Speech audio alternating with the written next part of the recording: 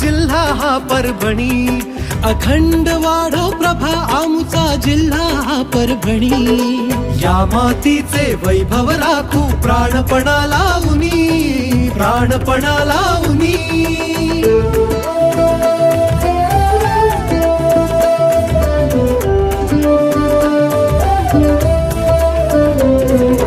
नेमगिरीवर नेमिनाथ साईंची पाथरी, नेमगिरीवर नेमिनाथ साईंची पाथरी। विठ्ठल विठ्ठल गाते माझ्या जनाईची गोवरी, संत तुराबुल आणि कवाहे त्रिधारेचे पाणी। नाट्य कविता कथा कलांची सिद्ध हस्तलेखणी।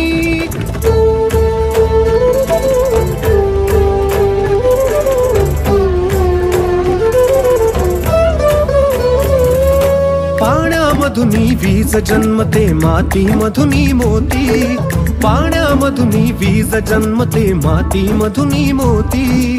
धनधान्याची विपुलता ही प्रभावतीची ख्याती, कृषी विद्येचे समृद्धीचे तंत्र नवे घेऊनी। सृजन निरंतर बळीराजाच्या होई घामातुनी।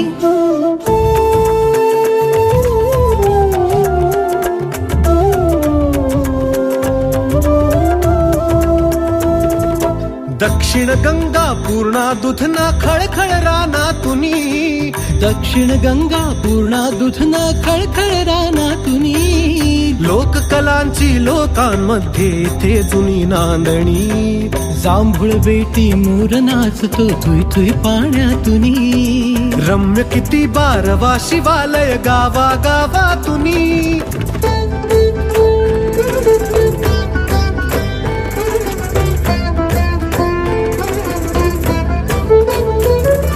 रुजली सजली स्वातंत्र्याची इथे भावना। किशोर पिंगळकर, परभणी, पुण्यातील परभणीकर क्लब हे चालू करायचं 2 वर्षापूर्वी आम्ही ठरवलं। 2 वर्षापूर्वी 152 लोक आले होते। आज आम्हाला खात्री आहे की 300च्या वर लोक येतील। आज नशिबात कर्मधर्म सहयोगानं आम्हाला खूप छान म्हणजे अध्यक्षपद मिळालं। जे कलेक्टर साहेब आहेत ते रायगडचे आहेत, जावळे सर, ते सुद्धा इथं आलेले आहेत। त्याच्यानंतर ACP गजानन टोंपे सर येणार आहेत।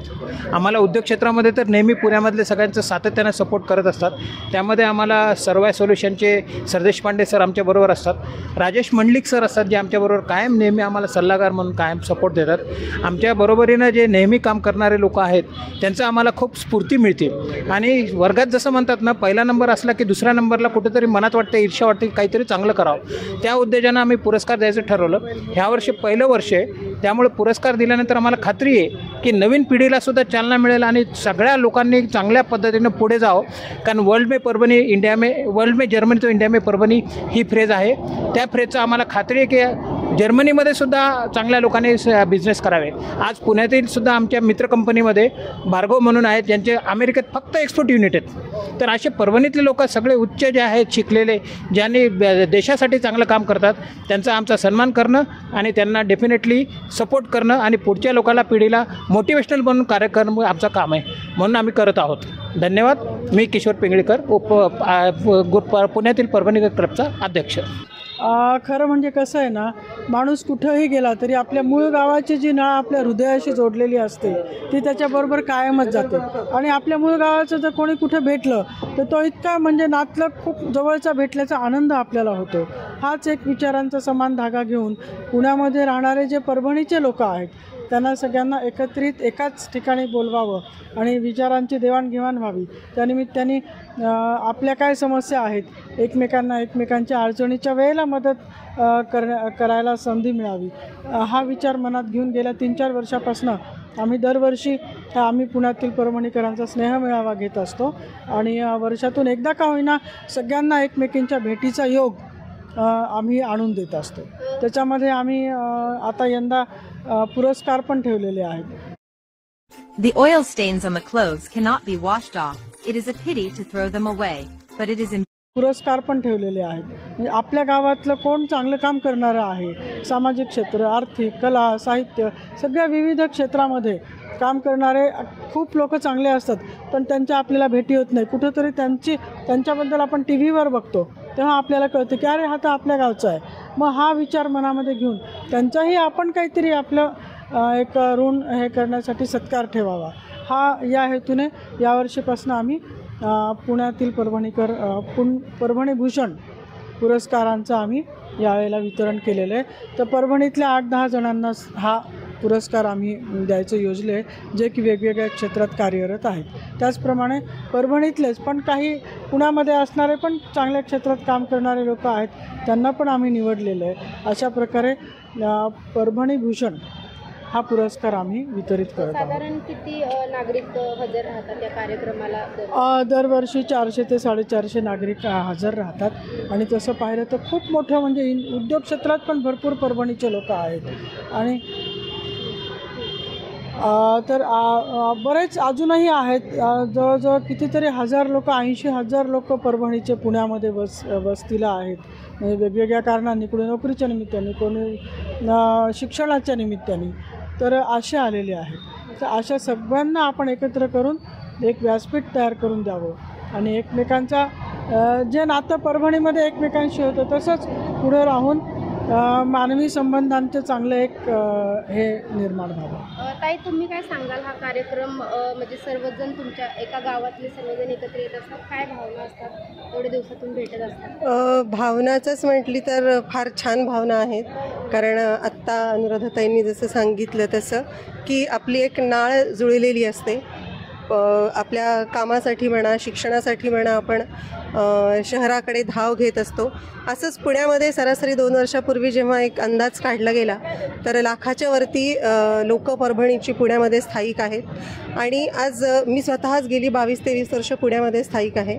आणि माझ्या क्षेत्रामध्ये, मी कला क्षेत्रात आहे, तर माझ्या क्षेत्रात मी चांगलं नाव कमावून आहे. तर आणि असं कुठेतरी मनामध्ये आलं की एखाद्या वेळेस या सगळ्या लोकांचं संकलन करून आपण पुन्हा आपले जे एक बंध आहेत ते पुन्हा एकत्र जोडावेत आणि एक छानसं आदानप्रदान ह्याच्यामध्ये करावं. आणि सगळ्यात मोठी गोष्ट आहे की एकमेका सहाय्य करू अवघे धरू सुपंथ. त्यामुळे इथं शिकायला येणाऱ्या विद्यार्थ्यांना काही मदत होईल, इथे असलेल्या लोकांना काही मदत होईल. आणि मदतीपेक्षाही मी तरी जास्त म्हणेल की पुन्हा परभणीतलं जे एक वातावरण होतं लहानपणाचं, कारण आपण ह्या गोष्टी कधी विसरू शकत नाहीत, तर त्या गोष्टी आम्हाला पुन्हा इथं या अशा मेळाव्याच्या स्वरूपाने परत एकदा मिळत आहेत. आणि तो आनंद आमच्या चेहऱ्यावर तुम्हाला दिसतो असेल.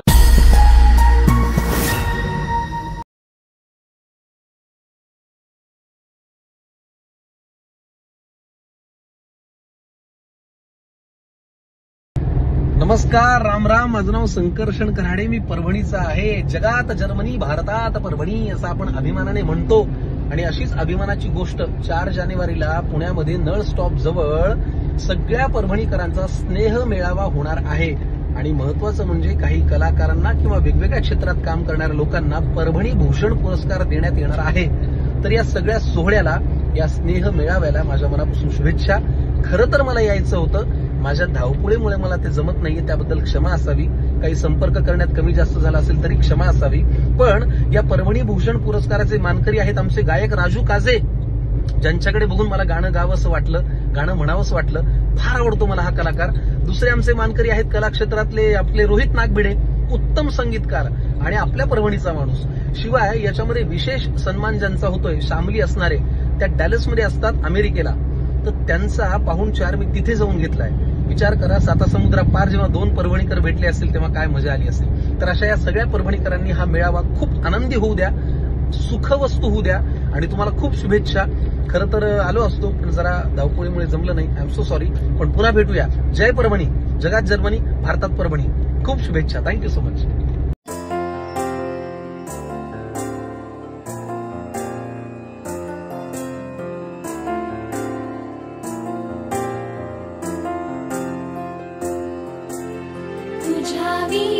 वैकुंठाचा कारभार चालना, एकला विठुरायाला हो संसार पेलना.